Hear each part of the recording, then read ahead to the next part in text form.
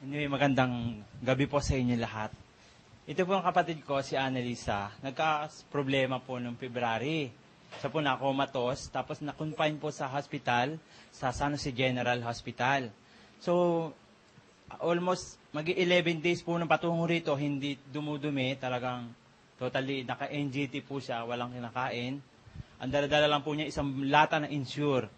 So pagdating po dito, ang sabi po nun sa hospital doon sa Batangas, dahil hindi ito para to the echo, neurology, dietitian, napakarami pong gagawin. Hatid-hatid po ng ambulansya. Pagdating po namin dito sa may heart center, dating po kami dyan ng hating gabi, ang sabi po sa kanya, iba-bypass. Kailangan po ng 500,000.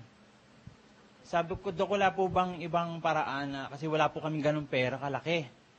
Ngayon, sabi po sa amin, maghintay kami kinabukasan, baka pwedeng makapila kami doon sa social service. Ang ginawa ko po, inuwi ko po sa bahay. Pagdating po sa bahay, ayaw pong pumayag ng misis ko dahil mamamatay na. Kasi ano po, usong-usong namin. Ang ginawa po namin ng umaga, hindi po kami sa heart center dumiretso, kundi ako na lang po ang pumunta dito, dala-dala ko po yung medical abstract. Binili ko po nung rapid cellular balancing. Pagdating po sa bahay, tinimpla ko po yun, dinivide sa 4. Binigay ko po sa kanya. At sinamahan ko po ng 4 na itlog na hilaw, yung pong itlog ng itik. Tapos, inalo ko po sa yung pong buffalo milk. Dumumi na po siya. Pagkatapos po nun, dire-diretso na hanggang ngayon, ito po siya, nakarecover. Ang pakain ko po sa kanya, 4 na itlog sa umaga, sa tanghali, saka sa hapon. Kaya sabi ko po sa mga nanay ko sa Batangas, manghingi ng itlog ng Tagalog para po sa kanya lang. Dahil hindi po namin kaya talaga magpa-hospital. Kaya po kung pag nakakadilihin naman po ng pera, bibili po kami ng buto po ng baka sa palengke, yung pinagbakbakan na. Yun naman po yung utak lang kukuhanin ko. Yun po yung itataktak, ihahalo po sa itlog na pula. Yung pula lang po.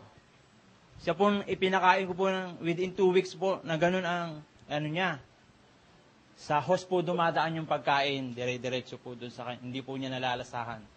Hindi rin, kasi nagtabingi po yung mata niya, at saka po yung bibig, talagang sumingkit po siya, hindi nakakapagsalita. Totally zero po talaga siya. Wala pong kilala.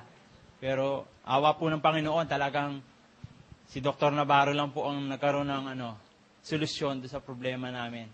Kaya patuloy ko pong sinasabi sa kanila na huwag kakain ng baboy, basta kung ano lang po yung kambing, kalabaw, tupa, yun lang po pwedeng kainin.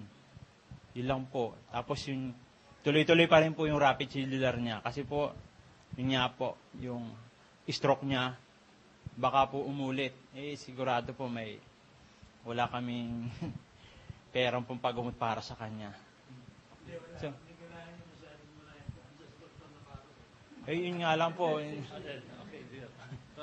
give a hand sa Mr. Gago. Maraming salamat po. Before we proceed to the last patient.